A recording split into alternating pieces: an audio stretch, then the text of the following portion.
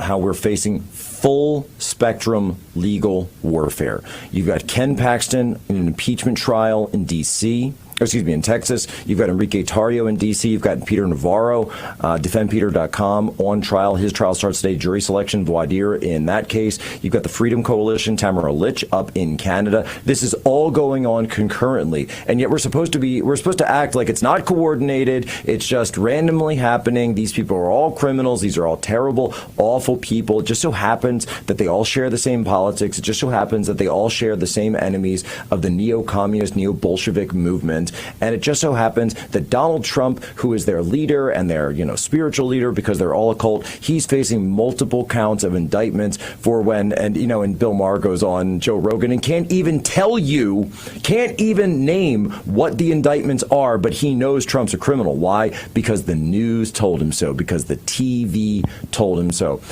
Evita, what should Americans be thinking about when they look at all of this coming? And it's being done, as we always talk about when you're on here, under color of law. We're being told you must support the law. You must support law enforcement. No one is above the law. These people are criminals. How should Americans respond to that? I mean, I think it comes back to history and knowing your history, because what we're seeing is banana republic territory. This has happened in other countries in the past before us, where it is, you're looking at the political persecution of one side of the aisle. And I think it might have been easier for Democrats to get away with it if they had just targeted Trump and his former White House team.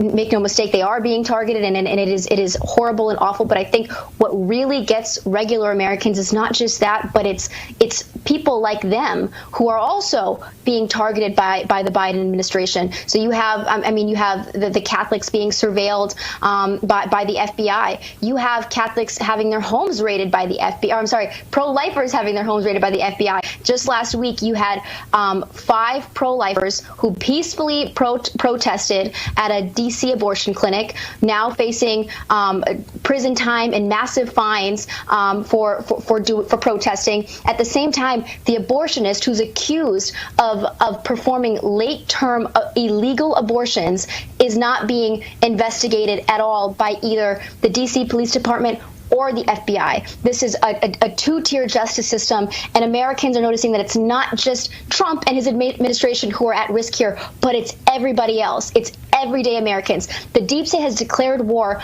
on half of the country. I was at an Andrew McCabe seminar that we had at the University of Chicago when I was a student there, and he literally said, Andrew McCabe, of course, is a former deputy FBI director, and he's a horrible Russia hoaxer.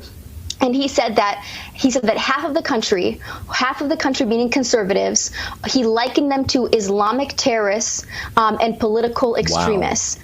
Have criminalized half the country. We are all targets, and that's why I think that this whole system and this whole scheme is going to fail in the eyes of the American people.